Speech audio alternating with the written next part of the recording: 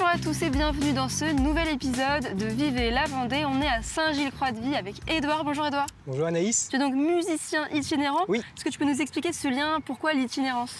Alors, musicien itinérant parce que... du coup, je fais de la musique depuis que je suis tout petit. Et j'aime aussi beaucoup voyager, sauf que les deux ne vont pas forcément très bien ensemble. Autant quand on est guitariste ou je sais pas, chanteur ou flûtiste, ou voilà, c'est assez facile de prendre les instruments. Un piano, c'est beaucoup plus compliqué. Donc l'idée, c'était vraiment de trouver un moyen de prendre mon piano et de pouvoir jouer n'importe où. Et alors du coup, ça a commencé avec une histoire à la base, mon projet vient d'un camion. J'avais aménagé un camion pour pouvoir mettre mon piano dedans. Et pouvoir jouer à droite à gauche un petit peu partout, composer sur le chemin et faire des concerts dans le camion. Ouvrir ma porte latérale et faire vraiment des concerts face aux gens et la nature et tout ça. C'était très très chouette, c'était une très belle expérience, mais j'étais un peu trop loin du contact avec les gens.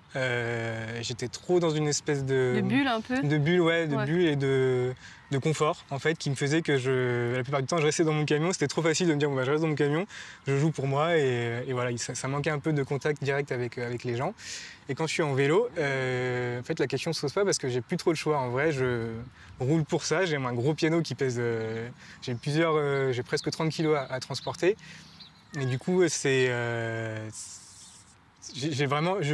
le voyage pour ça, quoi. Donc j'ai plus trop le choix. Et puis les gens voient un grand piano, ils sont intrigués, donc voilà, je m'arrête un peu partout et je joue. Et là, et puis je peux m'arrêter beaucoup plus facilement aussi par rapport à un camion où c'est plus dur de s'arrêter. Là, je m'arrête où je veux, je joue où je veux, et vraiment mon voyage, il est basé sur ça. Donc je sors de ma zone de confort, mais en même temps, c'est là que les choses se passent. Donc c'est un peu plus chouette avec le vélo. Alors là, on est arrivé sur le pont de Saint-Gilles. Et c'est un peu là où tout a commencé pour moi. C'est vraiment, j'y vais un peu au culot pour dire la vérité, mais je ne sais pas trop ce qui va se passer. Mais c'est un beau lieu assez retiré des voitures. Et en même temps, il y a beaucoup de passages parce que ça relie les deux rives, droite et gauche de Saint-Gilles. Et du coup, il y a toujours plein de gens qui passent et qui sont intéressés par ce qu'ils voient, donc c'est cool. Donc j'ai trouvé un bon petit spot pour jouer. Il a été fait pour toi presque. Ouais, on va dire ça, ouais. La partie la plus évidente et la plus simple à faire, c'est vraiment juste je fais mes concerts sur Saint-Gilles et aux alentours avec mon vélo. Donc c'est simplement que je prends mon matériel et je le transporte. Donc c'est itinérant, oui et non, parce que je suis quand même en vélo, mais il n'y a pas de côté itinérant, les concerts sont attendus, donc il n'y a pas de côté éphémère et un peu inattendu et tout ça. Mais voilà, le premier niveau, c'est vraiment de faire mes concerts avec le vélo, et c'est très bien, c'est très facile de se déplacer à Saint-Gilles avec le vélo, donc ça c'est chouette. Ça c'est le premier niveau. Le deuxième niveau, c'est faire des concerts, pour le coup, pas attendus, donc vraiment dans les endroits un peu en restant dans le coin, mais ça peut être au bord de la plage, ça peut être sur un pont, ça peut être à plein d'endroits, comme on a fait, voilà, exactement. C'est comme j'ai fait, tout est venu un peu de cet endroit-là. Ça, c'est on va dire un deuxième niveau d'itinérance où vraiment cette fois-ci je suis pas attendu et je vais créer des petits moments éphémères et inattendus et vraiment très ponctuels, quoi. Et beaucoup de choses se passent à ce moment-là. Piano à vélo. Ouais, c'est ça. D'accord. Un nouveau concept. J'ai vu ça sur Facebook. Ouais, sur Instagram.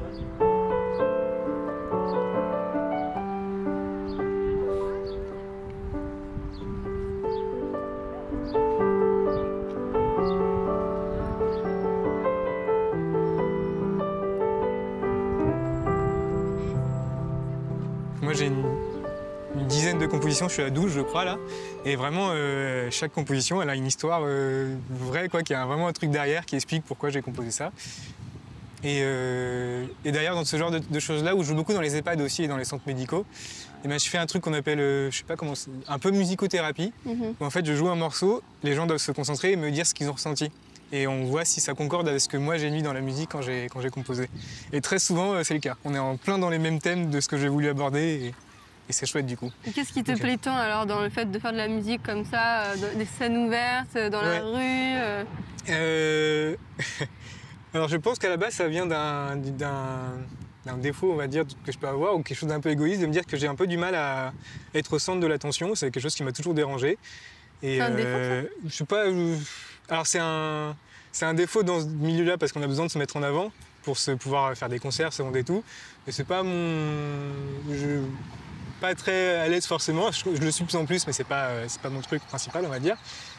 Et quand je fais des concerts inattendus, vraiment je sens que je participe à un truc qui est plus grand que moi. Les gens ils sont de passage. Les gens sont pas forcément focus sur ce que je fais. Je sens que je participe à un tout. Il y a la nature, il y a le fait que c'est ponctuel, donc du coup je peux partir quand je veux. Ça vient en même temps de base de connaissances que j'ai au piano. C'est-à-dire qu'il y a vraiment des choses très simples. Un accord majeur, c'est tout de suite il fait beau, on est content. Et un accord mineur, c'est beaucoup plus triste. Il y a une note qui change et voilà. Donc ça, c'est un peu la base de plein de trucs en musique. Mais quand on compose, je ne veux pas me dire « Ah bah je suis triste, donc je vais faire un accord mineur ». C'est assez naturel, ça vient tout seul. Je pense que c'est un mélange des deux, des connaissances qui sont enfouies quelque part et de l'inspiration qui vient sur le moment. Donc je ne me dis pas « Ah, c'est triste, je vais faire ça ». Ça perdrait de son charme d'ailleurs. Oui, je pense. Donc ouais, l'idée, c'est vraiment de rester autour de Saint-Gilles et en Vendée. Mais là, je prépare un gros voyage où vraiment je compte partir un mois et demi en vélo avec le piano. Où ça?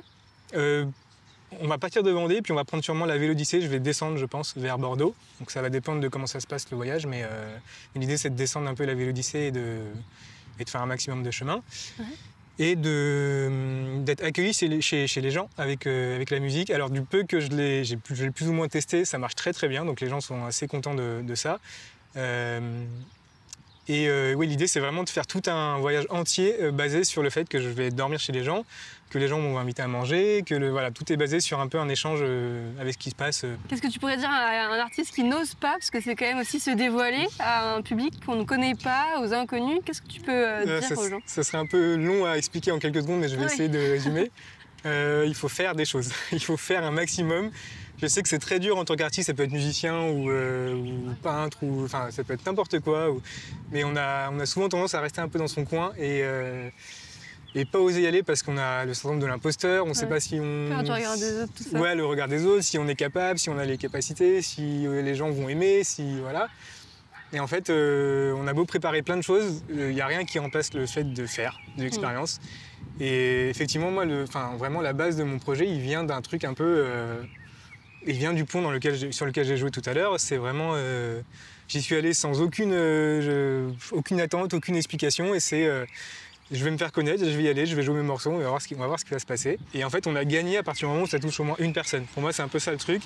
Et quand j'ai une seule personne qui vient et qui me parle, vraiment, ça peut être sans me dire « c'était super », mais juste me dire « ah, c'est chouette ». Voilà, qui vient s'intéresser à ça, je me dis j'ai gagné. Enfin, moi j'ai réussi à faire mon truc, je fais mon piano, ça touche au moins une personne et ça veut dire que ça marche quoi. Donc, toujours prendre plaisir, j'imagine. Oui, sinon, toujours. Ouais, c'est vraiment, c'est ça. C'est vraiment toujours prendre plaisir, faire exactement ce qu'on ressent et ce qu'on a envie de faire, parce qu'on a tendance au début un peu à s'adapter pour savoir ce que les gens veulent et faire. Sinon, je ferais que des reprises par exemple si je fais ça, mais c'est beaucoup moins intéressant et moins intime et moins intense de dire là je fais mes choses à moi, c'est mes histoires, ma composition. Et ça peut toucher des gens. Donc voilà, et ça arrive quelquefois, c'est trop chouette. Heureusement d'ailleurs. Oui, voilà. Merci beaucoup Edouard de nous avoir parlé de ton histoire. Avec grand plaisir. Et merci à vous de nous avoir suivis. On se retrouve dès demain pour un nouvel épisode de Vivez la Vendée. Merci.